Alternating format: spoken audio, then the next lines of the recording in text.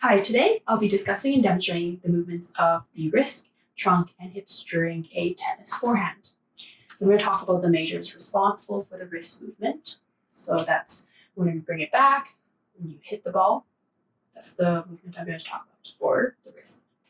The primary muscles involved for moving the wrist from extended to a slightly flexed position are 1, the flexor carpi radialis, and 2, the flexor carpi ulnaris, and 3, the palmaris longus. And during the eccentric contraction, the muscles involved are the extensor carpi radialis longus, and 2, the extensor carpi radialis brevis, and 3, the extensor carpi ulnaris. So these muscles help control the movement as the wrist transitions from extension to slight flexion. Next, we're going to talk about the primary motion of the pelvis. So the primary motion of the pelvis is actually the rotational motion.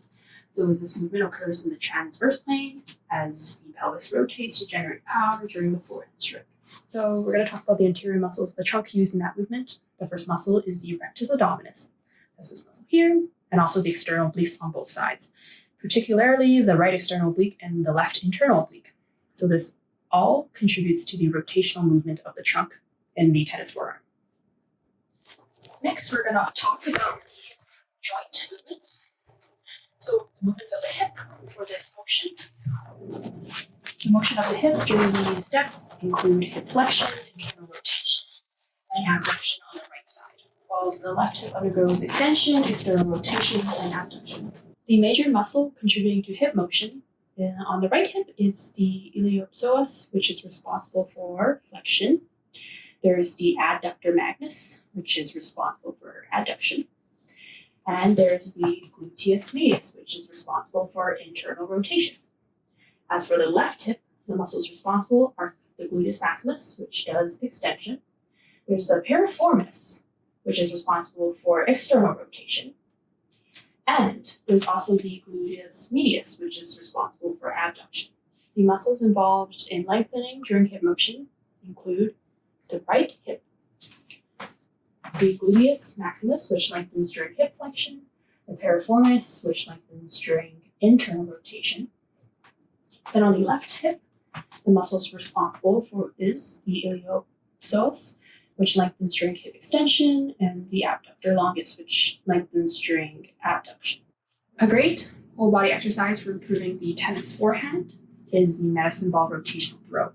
So this exercise enhances rotational power and coordination, which are crucial for an effective forehand strike. So to do a medicine ball rotational flow, you first stand with your feet hip width shoulder apart. Holding a medicine ball with both hands, you raise your torso to one side, bring the medicine ball to your hip, and then you explosively rotate your torso to the opposite side, throwing the medicine ball against a wall or to your partner. And you repeat on both sides to help develop that balanced rotational and coordination. Understanding and correctly performing the movements of the wrists, trunk, and hips are essential for an effective tennis forehand. Proper muscle activation and coordination are significantly improve performance and reduce the risk of injury. Thank you for watching, and I hope this demonstration was helpful.